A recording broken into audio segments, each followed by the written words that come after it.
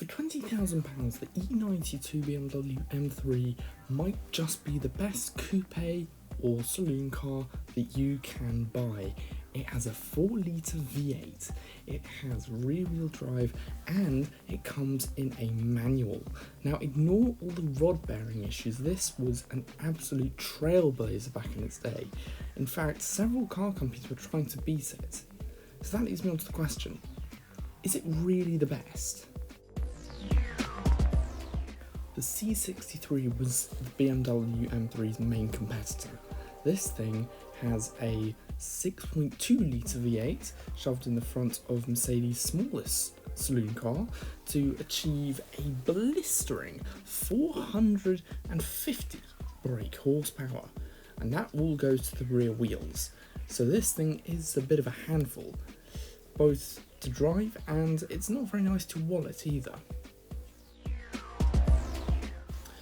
This is the Audi RS6, basically a German Mustang. This coupe has a 4.2 litre V8 with 450 horsepower, and it's the only one with all-wheel drive, at least of the big three.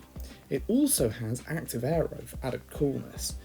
Now this thing might not be as good or dynamic to drive, it's not available with a manual sadly, but still, it's a cool looking car and it's considerably cheaper.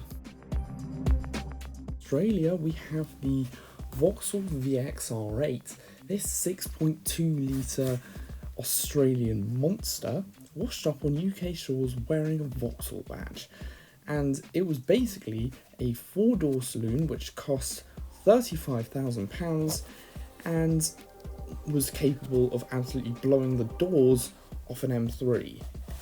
This car is available with a manual, which is really nice. Now for something a bit more sensible, you may want to consider this lovely Jaguar XES. This has a 3-litre V6 engine, which is 2 cylinders less than any of the other cars mentioned previously. However, you do get a much more comfortable and more practical car, which I think is available in a manual, and actually sounds pretty decent. It's actually also faster, despite having less power. This is the Volvo V60 Polestar, a car which is not really Volvo.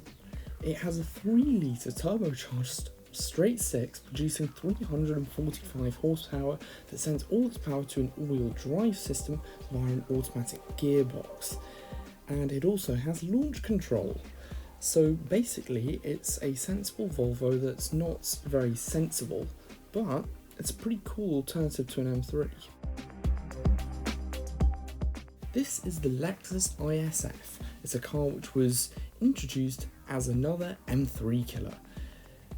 But the problem it had was it was overly complicated. It was packed with tech, which could be a bit of a problem if it goes wrong, but it does have a nice 5-litre naturally aspirated V8 which does sound very good. It's also a smidge faster than the M3, and I don't know if it sounds better. Well, I don't think it does sound better, but it doesn't have a manual.